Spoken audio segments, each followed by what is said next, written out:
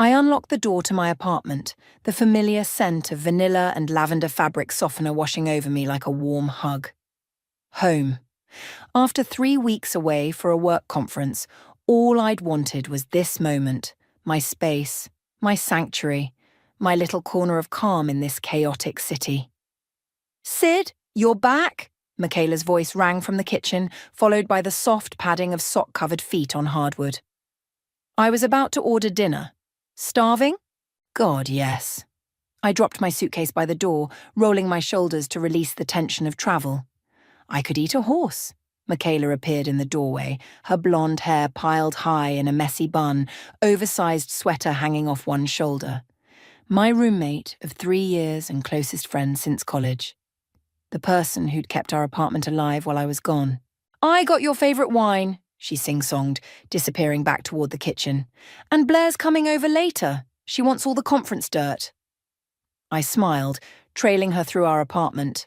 Everything was exactly as I'd left it. The mismatched furniture we'd collected from thrift stores, the gallery wall of concert tickets and travel photos, the permanent dent in our couch from countless movie nights. "You're suspiciously chipper," I called after her, dropping onto a bar stool at our kitchen island. "What happened while I was gone? Did you finally get that promotion?" Michaela turned, 2 glasses of Cabernet in hand, her smile faltering just slightly. Something flickered behind her eyes, so quick I almost missed it. "Nothing major," she said, sliding a glass toward me. "Just glad you're home. Missed my partner in crime." I took a long sip, letting the wine warm me from the inside. Well, the conference was brutal. 16-hour days pitching to clients who couldn't tell a marketing strategy from a grocery list. "But you killed it, right? You always do." "I think so." My boss seemed impressed. I ran my finger along the edge of my glass, though I'm still not sure it was worth missing Thanksgiving with my family. Michaela's phone buzzed on the counter. She glanced at it, then flipped it face down with unusual quickness. "Everything okay?" I asked. "Just work stuff," she waved dismissively. "So tell me everything. Any conference hookups? Drunken embarrassments? Office gossip?" We fell into our familiar rhythm, laughing over wine as I recounted stories from my trip. But something felt off. Michaela kept checking her phone when she thought I wasn't looking. Her laughter seemed rehearsed, her questions automatic rather than engaged. When Blair arrived an hour later, the strange tension only intensified. Blair hugged me tight, her familiar perfume enveloping me. "Sydney, thank God you're back.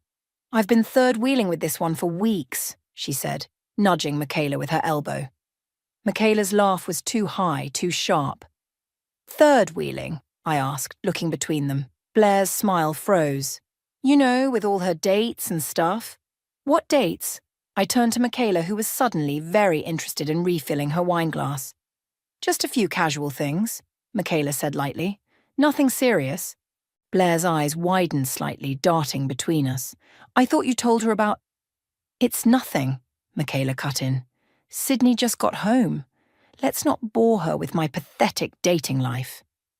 The conversation shifted, but the undercurrent remained. Something was happening that I wasn't privy to. I excused myself to unpack, needing a moment alone to shake the unsettled feeling crawling up my spine. In my bedroom, I dropped my suitcase on the bed and took a deep breath. Maybe I was overreacting. 3 weeks away had made me paranoid, that's all. I was tired from travel, imagining tension where there was none. I opened my closet to hang up my conference clothes and froze. Half the closet was empty. My winter sweaters, my favourite jeans, my collection of vintage concert t-shirts. Gone. Frowning, I checked my dresser drawers. Also half empty. Had Michaela moved my things? Was she using my closet while I was away? That's when I saw it. A white envelope on my nightstand, my name written in unfamiliar handwriting. I tore it open, my heart suddenly pounding. The first line made my blood run cold. Notice of lease termination and eviction. My eyes skimmed the legal jargon, catching phrases like 30 days notice and new tenant agreement. The date on the notice was from 2 weeks ago, while I was away. I stood there, letter trembling in my hand, as the apartment door opened and closed. Voices murmured, then footsteps approached my room. "Sydney?" Michaela called, knocking softly. Everything okay? I turned toward the door, the eviction notice clutched in my fist, as the truth crashed over me like ice water. You're kicking me out of our apartment? Michaela's face did something complicated. Surprise, guilt, then a forced neutrality that made my stomach turn. She pushed my door open wider, stepping into my half-empty room. I was going to tell you tonight, she said, her voice unnaturally calm. After you settled in. Tell me what? That you're replacing me? I held up the eviction notice, my hand shaking. While I was away at a work conference? What the actual fuck, Michaela? She sighed, leaning against my dresser like we were discussing a minor inconvenience. It's not personal, Sid. Not personal? My voice cracked. We've lived together for 3 years. We split the security deposit. We picked out this apartment together. Blair appeared in the doorway behind her, eyes wide. I should probably go. No, stay, I said, suddenly desperate not to be alone with Michaela. I'd love to hear if you knew about this too. Blair's silence was answer enough. Great. I laughed, the sound brittle even to my own ears. So everyone knew I was being kicked out except me. Look, things changed while you were gone, Michaela said, crossing her arms. My cousin Isabella needs a place to stay. She just moved to the city and... And what? I'm suddenly disposable. You couldn't have called me. I texted you about it. No, you didn't. I grabbed my phone, scrolling frantically through our messages. Nothing about eviction, nothing about moving out. Just normal roommate check-ins and cat memes. I definitely texted you, she insisted. You must have missed it with all your conference stuff. The lie was so blatant it took my breath away. 3 weeks of messages and not one mentioned I was being kicked out of my own home. Show me, I challenged. Show me the text where you told me I needed to find a new place to live. Michaela's fingers flew over her phone screen, scrolling up and down. I can't find it right now, but I definitely sent it. Blair shifted uncomfortably. Maybe we should all take a breath. I don't need a breath, I snapped. I need answers. When am I supposed to be out? Where am I supposed to go? The notice gives you 30 days, Michaela said, not meeting my eyes. But Isabella's lease ends next week, so if you could be out by then. Next week? The room spun. Are you fucking kidding me? It's December. Do you know how hard it is to find an apartment during the holidays? You can stay with your brother, can't you? Michaela suggested, as if Robert and I had spoken in years. As if she didn't know exactly why we didn't. I grabbed the nearest object, a coffee mug from my nightstand, and hurled it against the wall. It shattered, the sound sharp and satisfying. Blair flinched. Michaela didn't. Get out of my room, I said, my voice dangerously quiet. After they left, I sank onto my bed, mind racing. Where would I go? How would I afford a new security deposit? Why would Michaela do this? I called my boss, explaining through tears that I needed an emergency personal day tomorrow. Then I texted Blair, need to talk, just you. Meet me for coffee tomorrow? Her response came quickly. Of course, 10 a.m. at groundwork. Sleep evaded me. I scrolled through Michaela's social media looking for clues. Nothing seemed unusual until I reached posts from 2 weeks ago. Photos of her and a girl who looked strikingly similar to her, arranging furniture in what was unmistakably our living room. The caption read, "So excited to have my favourite cousin as my new roomie. Ours Isabella Ferguson. Family first." Comments flooded the post. OMG, your apartment is gorgeous. Cousin roomies are the best. What happened to Sydney? To that last comment, Michaela had replied, she decided to move on to bigger things. My throat closed up. She'd been planning this for weeks. While I was working 16-hour days, she was erasing me from our apartment, from her life. I threw my phone across the room. The next morning, I arrived at Groundwork Cafe early, eyes swollen, running on maybe 2 hours of sleep. Blair slid into the seat across from me, pushing over an extra coffee. I'm so sorry, Sid, she said immediately. I only found out last week when I stopped by and Isabella was there. Michaela told me you two had discussed it. She's lying. I wrapped my hands around the warm cup. She never said a word. Blair hesitated. There's something else you should know. My stomach dropped. What? Isabella isn't just staying temporarily. She's taking over your part of the lease, permanently. That's not possible. My name is on the lease. Blair's expression was pained. Not anymore. Michaela told the landlord you were moving out voluntarily. She forged your signature on the paperwork. The cafe noise faded to a dull roar in my ears. Forgery. That was illegal. That was criminal. How do you know this? I whispered. Isabella was drunk last weekend, bragging about how Michaela handled everything so she could move in. Blair leaned forward. Sid, this isn't just shitty roommate behavior. This is premeditated. And I think I know why. She pulled out her phone, opened Instagram, and slid it across the table. There was Michaela, arm around Isabella, standing in front of a sleek office building. The caption made my blood freeze, celebrating my cousin's new marketing director position at Vertex Media. So proud. Vertex Media, my company's biggest competitor, the one that had been trying to poach our clients for months. She didn't just want you out of the apartment, Blair said quietly. She wanted you distracted, homeless, vulnerable. I stared at the photo, something dark and unfamiliar uncurling inside me. She has no idea who she's messing with, I said. I spent the next 3 days in a cheap hotel, burning through my savings while my mind raced with possibilities. The betrayal wasn't just personal, it was professional, calculated. My homelessness wasn't collateral damage, it was the point. You need to tell your boss, Blair said over the phone, if Isabella's trying to steal clients. Not yet. I paced the cramped hotel room. I need proof first. Otherwise, I'm just the unstable employee making accusations because my roommate kicked me out. What I didn't tell Blair was that I'd already started gathering evidence. I'd created a fake email account and reached out to Isabella, posing as a potential client who'd heard great things about her work at Vertex. Her eager response included a portfolio featuring marketing strategies suspiciously similar to ones I'd developed. But I needed more. Something concrete that showed Michaela's involvement. I checked my watch. 2:15 p.m. Michaela would be at her yoga class until 4. I knew her schedule better than my own, a fact she was counting on to avoid me while I moved out. Too bad for her, I had no intention of moving out quietly. 20 minutes later, I stood outside our apartment door, key in hand. My heart hammered against my ribs as I listened for any sound inside.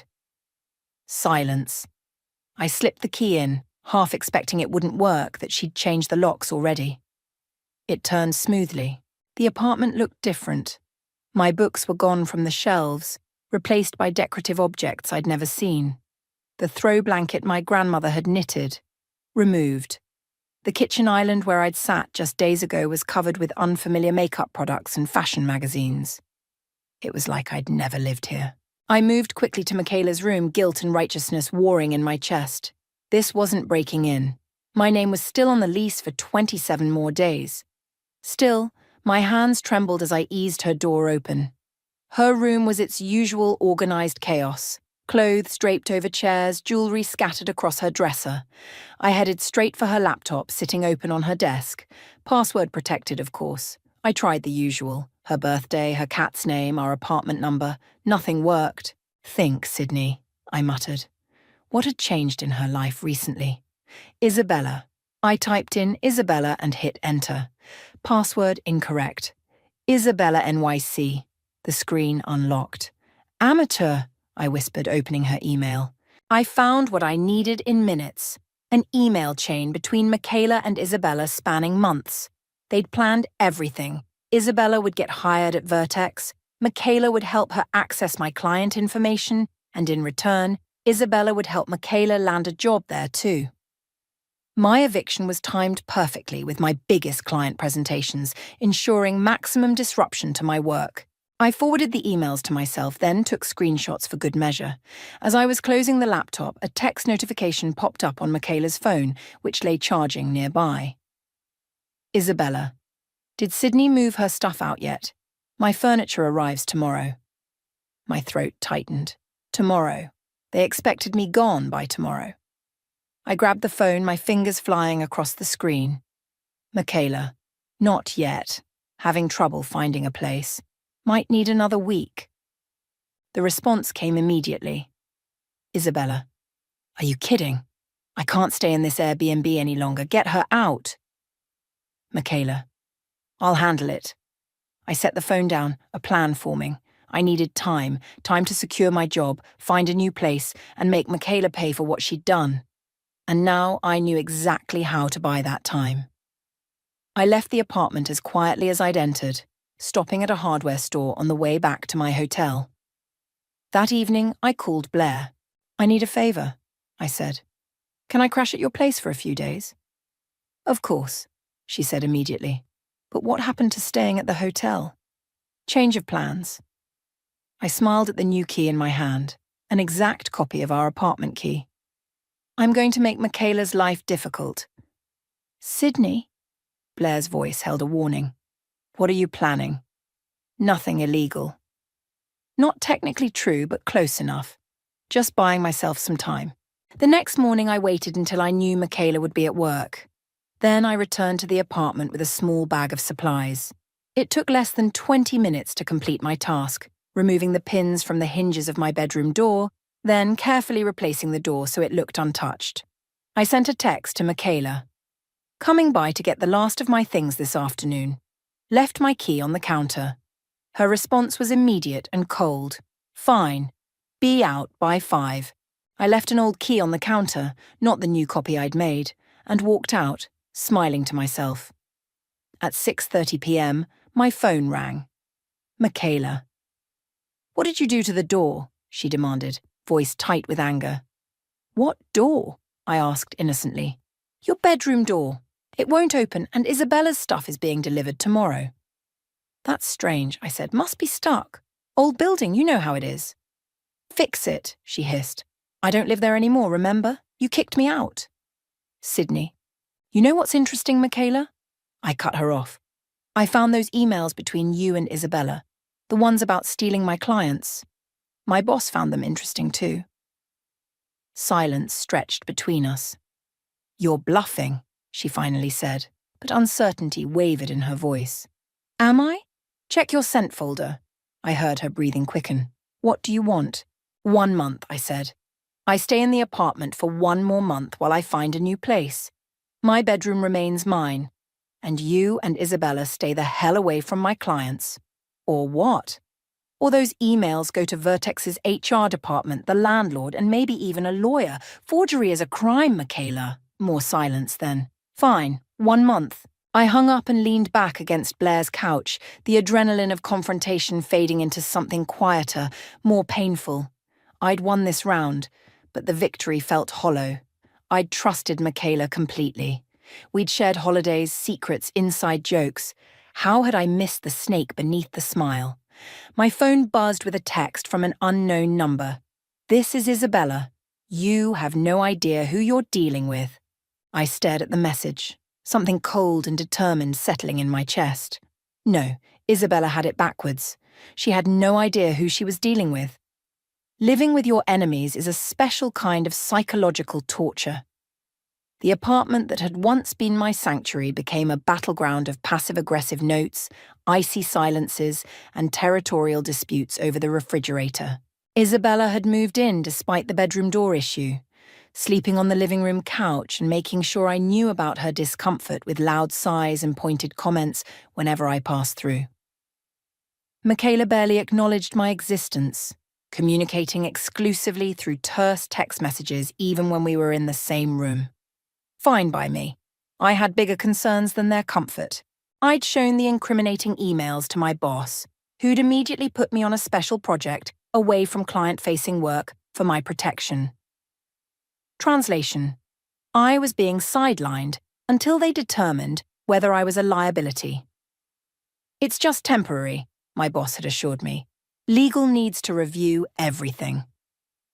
A week into this fragile truce, I sat at my desk at work, staring at my computer screen without seeing it. My phone buzzed with a text from Blair. Any progress on apartment hunting? I sighed. Not yet. Everything's either a closet or a palace, nothing in between. Keep looking. Living with those two can't be good for your mental health. She wasn't wrong. Every night in that apartment felt like sleeping with one eye open. But I wasn't ready to retreat. Not yet. I'll be fine, I texted back. Meeting with HR today about the emails. Hopefully they'll take action against Isabella. Good luck. Drinks after? Definitely. The HR meeting went exactly as I'd expected. Lots of concerned nods, careful note-taking, and zero concrete promises. We take these allegations very seriously, the HR director said, which I'd learned was corporate speak for, we're going to do nothing. By the time I met Blair at our favourite bar that evening, my frustration had crystallised into something harder, more determined. They're not going to do anything, I said, sliding into the booth across from her. Too messy, too complicated. They'd rather just keep me away from clients than risk a confrontation with Vertex. Blair pushed a gin and tonic toward me. I'm sorry, Sid. That's bullshit. It is what it is. I took a long sip. But I'm not giving up. What's your next move? I hesitated. Blair had been my rock through this nightmare, but even she might balk at what I was planning. I'm going to make Isabella mess up, I said carefully. Publicly, professionally. Blair's eyebrows rose. How exactly? I've been creating a fake client profile. High value, exactly the kind of account Isabella would want to land. I'm going to approach her as this client, get her to pitch me, and then... Sydney, Blair set her drink down. That sounds like entrapment. It's not entrapment if she's already planning to steal clients. I'm just giving her the opportunity to show her true colours. Blair studied my face. This isn't like you. The Sydney I know doesn't play these kinds of games. The Sydney you knew didn't have her life blown up by people she trusted. My voice came out sharper than intended. Besides, what choice do I have? HR won't help. I'm being pushed out at work. I need to protect myself. I get that, but do you? I cut her off. Because from where I'm sitting, it seems like everyone's telling me to just roll over and take it, find a new apartment, let Michaela and Isabella win. That's not what I'm saying. Then what are you saying? Blair reached across the table, her hand covering mine. I'm saying be careful. Don't become someone you'll hate just to get revenge. Her words hit harder than I wanted to admit. I pulled my hand away, suddenly needing space. I should go, I said, standing abruptly. Early meeting tomorrow. Sydney, wait. But I was already walking away, guilt and anger warring in my chest. The apartment was quiet when I got home. A note on the counter informed me that Michaela and Isabella were at a work event. Good. I needed the solitude. I opened my laptop and stared at the fake client profile I'd created. Blair's words echoed in my head. Don't become someone you'll hate. Was that what I was doing? My phone buzzed with a text from an unknown number. Is this Sydney? It's Marshall from Groundwork Cafe. Blair gave me your number. Hope that's okay. I frowned, trying to place the name. Then it clicked. The barista who always remembered my order. The one with the kind eyes who'd slipped me an extra cookie last week when I'd looked particularly miserable. Yes, it's Sydney. Hi. I know this is out of the blue, but I was wondering if you'd like to grab dinner sometime. No pressure. I stared at the message, a strange feeling washing over me. In the midst of all this chaos and betrayal, here was something simple, something normal. I'd like that, I typed back before I could overthink it. His response came quickly. Great. How about tomorrow night? I know a great Thai place. Tomorrow works. I set my phone down, surprised by the small smile on my face. For a moment, I'd forgotten about Michaela, Isabella, the fake client profile, all of it. The front door opened and voices filled the apartment. Michaela and Isabella back from their event, laughing about something. The sound grated against my momentary peace. Oh, Michaela said, spotting me in the kitchen. You're here. I live here, I replied evenly. For 3 more weeks, anyway. Isabella smirked, dropping her designer bag on the counter. Not for long if you keep getting sidelined at work. Heard you're off the Westridge account. My blood went cold. How did she know that? Careful, Isabella, I said quietly. Corporate espionage is a serious offence. Is it espionage to hear office gossip? She shrugged. People talk, especially about employees who might not be around much longer. The implication was clear. They weren't just trying to take my home. They were actively working to get me fired. As they disappeared into Michaela's room, I turned back to my laptop, my resolve hardening. Blair's warning faded against the reality of what I was facing. The fake client profile stared back at me. I began to type, crafting an email to Isabella that would set my trap. Some lines, once crossed, can't be uncrossed. I was about to step over one. The Thai restaurant was tucked between a laundromat and a bookstore, easy to miss unless you knew it was there. Marshall waited outside, hands in his pockets, looking up and down the street for me. When our eyes met, his smile was immediate and warm. "You found it," he said, holding the door open. "Your directions were very specific," I replied, stepping inside. The restaurant was small but cozy, string lights crisscrossing the ceiling, the air heavy with spices. Over steaming bowls of curry, Marshall told me about his photography side hustle, his rescue dog, and his dream of opening his own cafe someday. I found myself laughing for the first time in weeks. It felt foreign, almost wrong, like I was betraying my own anger. "So what's your story?" he asked, refilling my water glass. "Blair mentioned you're going through some stuff, but she was pretty vague." I hesitated. The last thing I wanted was to dump my drama on this nice, normal guy. But something about his steady gaze made me want to be honest. "My roommate kicked me out while I was away on a business trip," I said. "And it turns out she and her cousin were plotting to sabotage my career." To his credit, Marshall didn't flinch. "That's intense. Are you okay?" "Not really," I admitted. "I'm still living there temporarily and it's a nightmare. But I'm handling it." "Handling it how?" I took a sip of water, avoiding his eyes. "Let's just say I'm not going down without a fight." Marshall nodded slowly.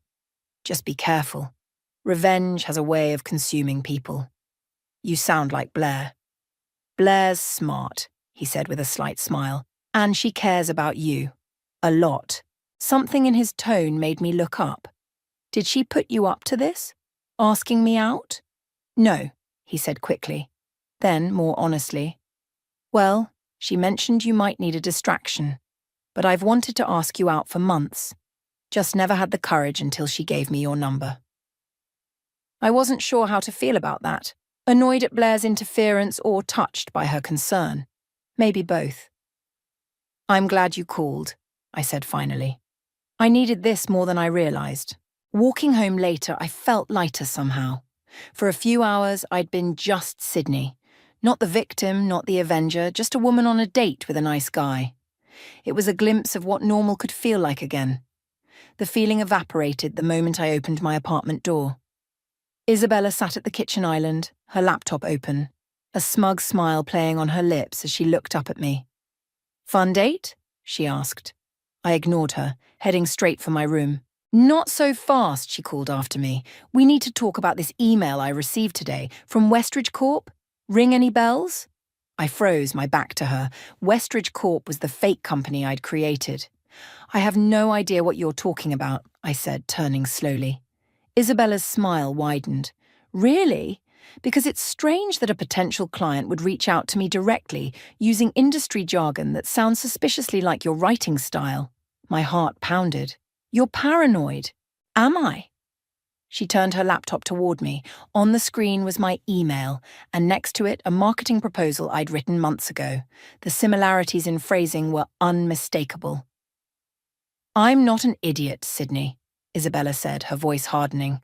"Did you really think I wouldn't recognize a trap when I saw one?" "I don't know what you're talking about," I repeated, but the words sounded hollow even to me. "Save it." She closed her laptop with a snap. "I've already forwarded this to HR at both our companies. Harassment, corporate sabotage, take your pick of what they'll call it." The floor seemed to tilt beneath me. "You're bluffing. Check your work email." Her smile was vicious now. "Oh wait, you can't. Your access has been temporarily suspended pending an investigation." I grabbed my phone, hands shaking as I opened my work email app. Access denied. I tried again. Same message. I started, but Isabella cut me off. You did this to yourself, she said, standing. You couldn't just walk away. You had to play games. You stole my home, I hissed. You're trying to steal my job. What was I supposed to do? Not this, she gestured to her laptop. Not something that could get you fired or worse. Like you care. I don't, she agreed. But Michaela might. She actually felt bad about all this, you know.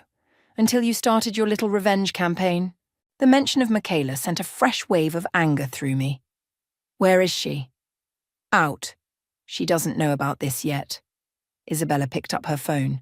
But she will soon. And then you'll be out of this apartment for good. I retreated to my room, locking the door behind me. My hands wouldn't stop shaking. I'd been so careful with that email, creating it from a new account, using a VPN. How had she connected it to me so easily? My phone buzzed with a text from Blair. How was the date? I couldn't even think about the date now. I messed up. Bad. Isabella caught me trying to trap her. She reported me to HR.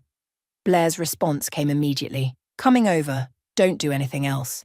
I paced my room, panic rising in my throat. If I lost my job over this, I'd have nothing. No home, no income, no way to fight back. A knock at my bedroom door made me jump. Sydney? It was Michaela's voice, quiet but firm. We need to talk. I opened the door, bracing for the worst. But Michaela's expression wasn't triumphant or angry. She looked tired. Isabella told me what happened, she said. I'm sure she did. This has gone too far. Michaela ran a hand through her hair. Both of us, we're acting crazy. Both of us? I laughed bitterly. I'm not the one who forged signatures and stole an apartment. No, you're just the one creating fake companies to entrap people. She sighed. Look, I got a call from our landlord today. The building's being sold. We're all getting eviction notices next week. I stared at her, certain this was another trick. What? It's true. 30-day notice. Everyone out. She met my eyes directly. So this whole fight, it's pointless now? Before I could respond, my phone rang. Unknown number. With a sense of dread, I answered. Is this Sydney? A man's voice, formal and cold. Yes. This is David from HR. I need you to come in tomorrow morning at 9 a.m. for a disciplinary meeting regarding some serious allegations that have been brought to our attention. As he continued outlining the charges against me, I looked at Michaela, still standing in my doorway. The irony wasn't lost on me. We were both about to lose this apartment, but only one of us was about to lose everything else too. Blair arrived 20 minutes later, bursting through the front door like a hurricane. She found me sitting on my bed, staring at the wall, Michaela's revelation about the building sale still ringing in my ears. What happened? Blair demanded, shutting my bedroom door behind her. Tell me everything. I recounted it all mechanically. The fake client email, Isabella catching me, the HR call. Blair listened without interrupting, her expression growing more troubled with each detail. This is bad, Sid, she said when I finished. Really bad. I know. No, I don't think you do. She sat beside me on the bed. Corporate entrapment isn't just grounds for firing, it could be legally actionable. Isabella could sue you. She won't, I said, though I wasn't sure why I felt so certain. This is about getting me fired, not dragging things out in court. And that's supposed to make you feel better? Blair shook her head. What were you thinking? I was thinking they were trying to destroy my life, my voice cracked. What would you have done? Blair was quiet for a moment. I would have walked away, found a new apartment, focused on my career, moved on. Easy to say when you're not the one it's happening to. Sydney, no. I stood up, suddenly unable to sit still. You don't get it. This isn't just about an apartment or a job. It's about the fact that someone I trusted completely betrayed me. Again. Blair's expression softened.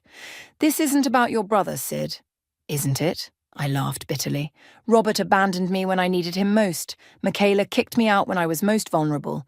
The pattern's pretty clear. That's not fair to Robert. He was going through his own stuff. Don't defend him.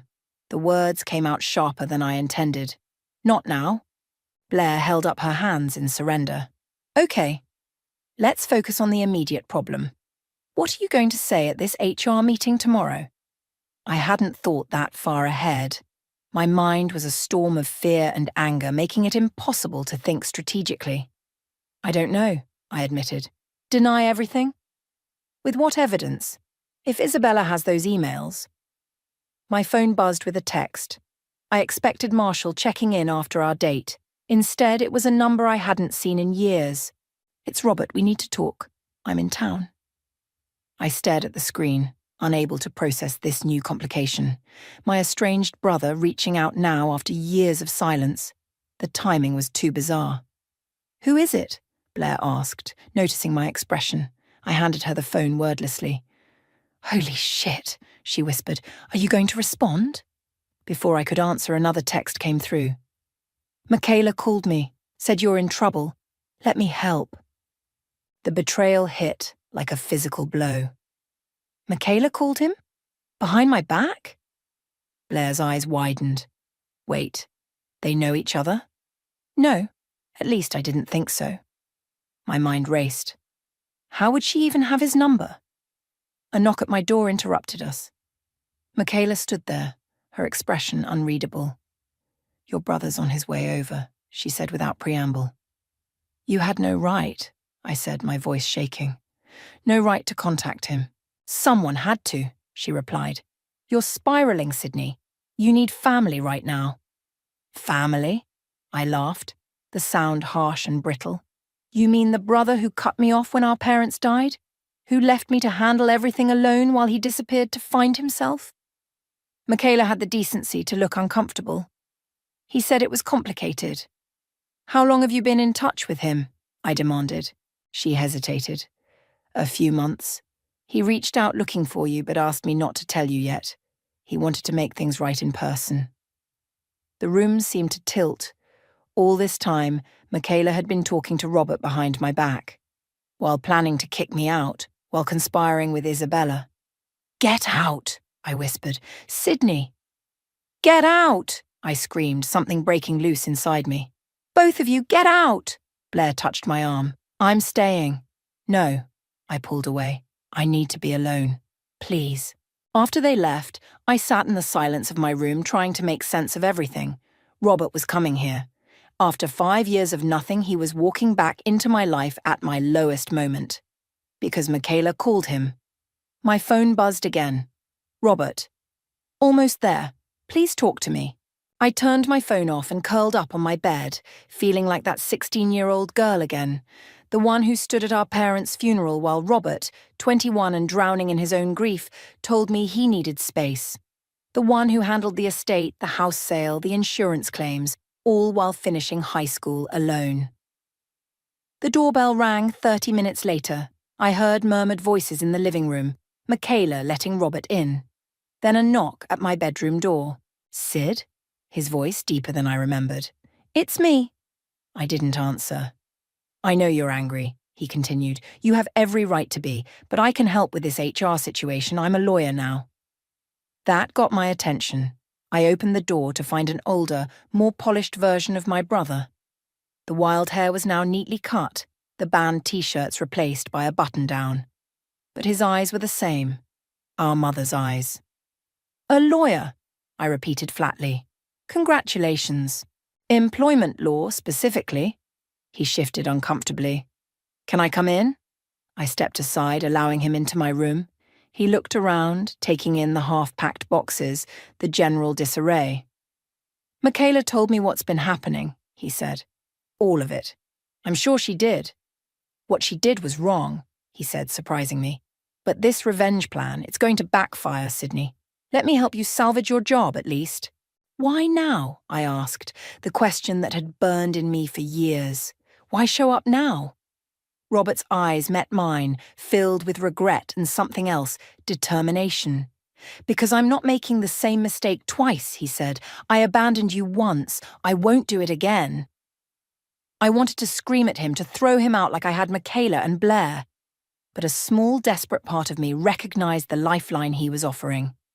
"The HR meeting is at 9 tomorrow," I said finally. "Don't be late." Robert and I arrived at my office building at 8:30 the next morning.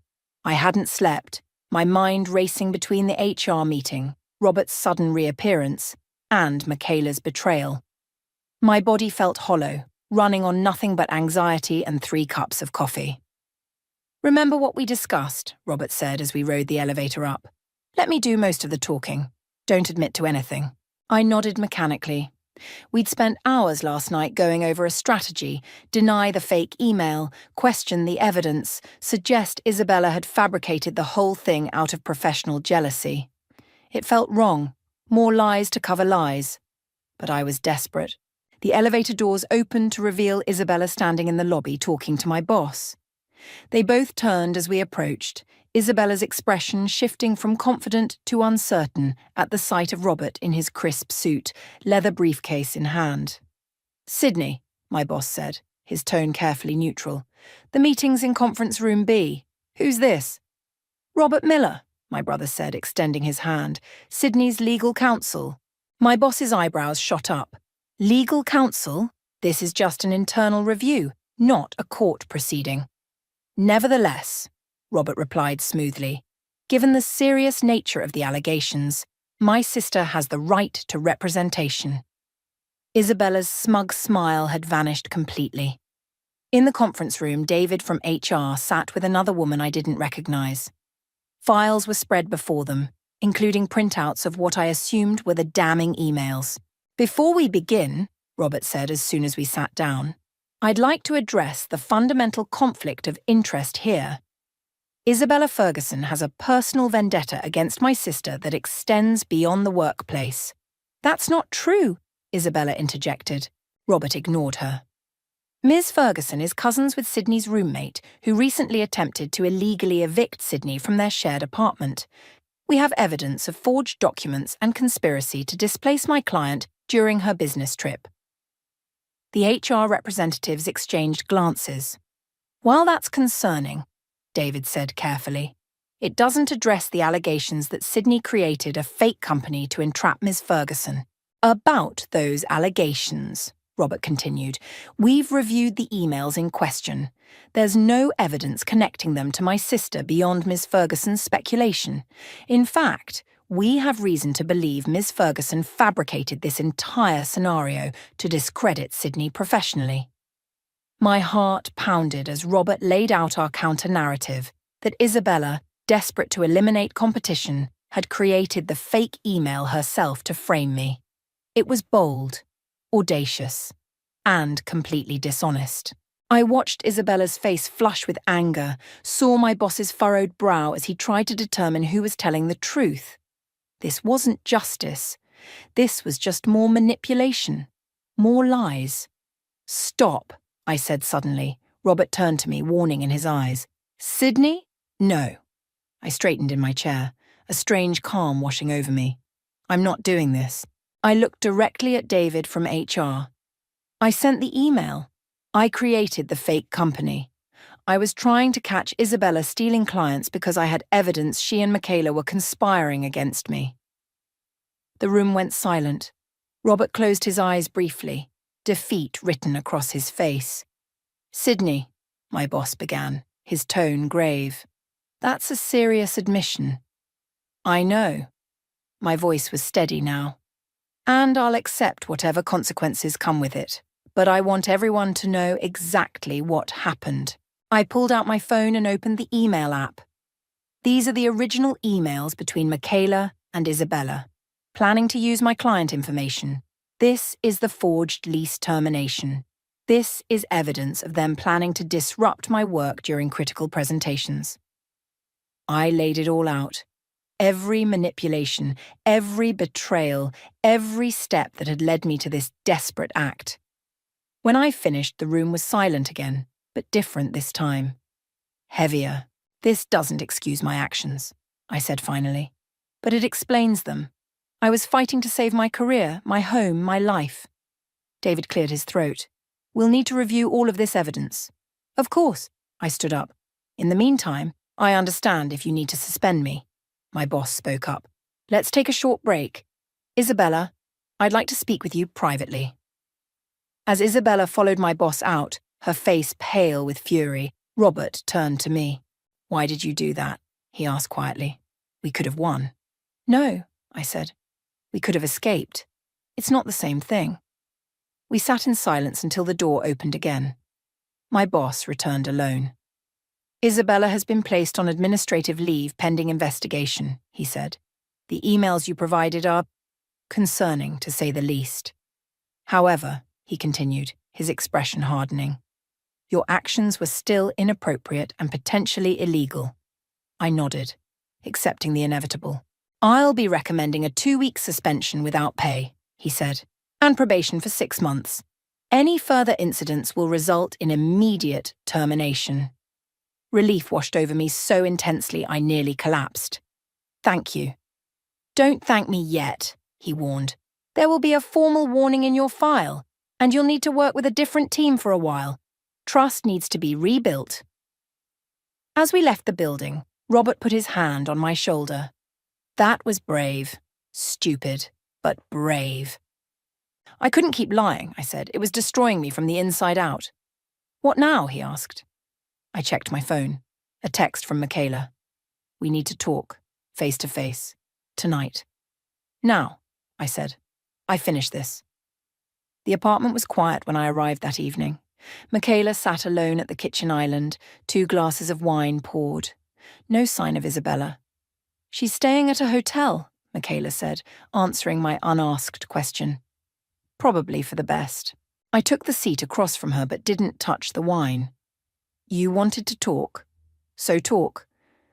I saw the emails you sent to HR, she said. All of them, including the ones between me and Isabella. And you're right. She met my eyes directly. What we did was wrong. All of it. The apartment, your job, everything. I waited, not trusting myself to speak. I was jealous, she continued, her voice smaller now. You were always the successful one, the one with the perfect career trajectory. When Isabella offered me a way into Vertex, I jumped at it. I didn't think about what it would do to you. You were my friend, I said, the words like glass in my throat. I trusted you. I know. She pushed her phone across the counter to me. On the screen was a video, Michaela looking directly at the camera. What's this? Press play. I hit the button and Michaela's voice filled the kitchen. My name is Michaela Norton, and I'm recording this confession voluntarily. I conspired with my cousin Isabella Ferguson to illegally evict my roommate Sydney Miller and undermine her professional reputation. I forged Sydney's signature on lease documents and planned to steal client information. The confession continued for 3 minutes, detailing everything they'd done. When it ended, I looked up at the real Michaela, speechless. It's yours, she said quietly, to use however you want. I've already sent a copy to your brother. Why? I managed finally. Because you told the truth when it would have been easier to lie. She stood up. And because some things can't be fixed with words alone. I stared at Michaela's phone, her confession still ringing in my ears. The power I'd been chasing for weeks now sat in my palm. Concrete evidence I could take to the landlord, to HR, maybe even to the police. What do you expect me to do with this? I asked. Michaela shrugged, vulnerability naked on her face. Whatever you need to, I just couldn't keep living with what we did. I set the phone down between us, suddenly exhausted. The vindication I'd imagined feeling in this moment was nowhere to be found. Instead, I felt hollow, scraped clean of the anger that had been fueling me. Why did you call Robert? I asked. The question had been burning in me since he appeared. Michaela's eyes dropped to her wine glass. Because I knew you wouldn't listen to me, and because he called looking for you months ago. What? Why? Your parents' house finally sold, she said quietly. He needed your signature on the paperwork. The house, our childhood home, sitting empty since our parents died. The last physical reminder of the family we'd once been. He could have called me himself, I said, the old hurt rising. He tried. You blocked his number, remember? After that Christmas fight? I had. 3 years ago, when his absence had become too painful to bear. I'd blocked his calls, his emails, erased him from my life the way he'd erased me from his. I should go, I said, standing abruptly. This was too much. Michaela's confession, Robert's reappearance, the house. I needed space to think. Sydney, wait. Michaela reached for my arm. There's something else you should know. I paused, bracing myself for another revelation. Isabella wasn't just trying to steal your clients, she said. She was trying to get you fired because of Marshall. Marshall? The barista? What does he have to do with anything? They dated last year. It ended badly. When she found out Blair set you two up. Michaela trailed off. I laughed, the sound sharp and disbelieving. So this whole nightmare, my apartment, my job, my life, was collateral damage in some twisted revenge plot against a guy I barely know? Partly, Michaela admitted. The job opportunity at Vertex was real, but Isabella made it personal when she found out about Marshall. I shook my head, processing this absurd new information. All this time I'd thought I was the target, that Michaela and Isabella had conspired specifically to hurt me. But I'd just been convenient, the roommate of the woman dating Isabella's ex, the colleague whose clients Isabella wanted. I need to go, I repeated, grabbing my jacket. Outside, the night air was cool against my flushed skin. I walked aimlessly, Michaela's confession video burning a hole in my pocket where I'd saved it to my phone. What would using it accomplish now? My job was secure, if tenuous. The apartment would be gone in weeks anyway. And revenge, the thing I'd craved so desperately, suddenly seemed pointless. My phone buzzed with a text from Robert. How did it go with Michaela? I hesitated, then called him instead of texting back. She gave me a recorded confession, I said when he answered. About everything. That's great, he said, sounding genuinely relieved. That should help with the landlord situation, at least until you find a new place. Is it true about the house? I asked abruptly. A pause. Yes. It finally sold. I've been trying to reach you about it for months. Why didn't you try harder? The question came out smaller than I intended. Robert was quiet for a long moment. Because I was ashamed, he finally said, of how I left you, of how I handled everything after Mom and Dad died. It was easier to tell myself you were better off without me than to face what I'd done. The honesty in his voice caught me off guard. I needed you, I said simply. I know. I'm sorry, Sid. I can't change the past, but I'm here now, if you'll let me be. I thought about the last few weeks, the betrayal, the anger, the desperate need for revenge that had nearly cost me everything. How much of my reaction had been about Michaela and Isabella, and how much had been the reopened wound of Robert's abandonment. The house money, I said suddenly. What happens to it? Half is yours, he said. It's in an escrow account waiting for you. Enough for a down payment on your own place if that's what you want. My own place. No roommates, no shared spaces, no vulnerability to someone else's whims. The thought was both liberating and lonely. I need to think, I told him, about everything. Take your time, he said. I'm not going anywhere this time. I ended the call and found myself walking toward Blair's apartment. She answered the door in pajamas, surprise turning to concern when she saw my face. What happened? She asked, pulling me inside. I told her everything, Michaela's confession, the revelation about Isabella and Marshall, the house sale, my conversation with Robert. So, what are you going to do? She asked when I finished. About the confession video? I pulled out my phone, staring at the file. One tap and I could send it to HR, to the landlord, post it online for everyone to see. The revenge I'd wanted served on a silver platter. Delete it, I said, surprising myself. Are you sure? After everything they did? I nodded, pressing delete before I could change my mind. Revenge was destroying me, making me someone I didn't recognize. And Robert? The house money. I don't know yet, I admitted, but I'm done letting the past control my future. Blair smiled, squeezing my hand. That sounds like the Sydney I know. Later that night, I sat on Blair's balcony staring at the city lights. My phone buzzed with a text from Marshall. Free for coffee tomorrow? I thought about Isabella, about her petty revenge that had spiraled into something so destructive, about how easily I'd fallen into the same trap, letting anger consume me. Sorry, not interested in being part of someone else's revenge story, I texted back. His response came quickly. What? I don't understand. Ask Isabella, I wrote, then set my phone aside.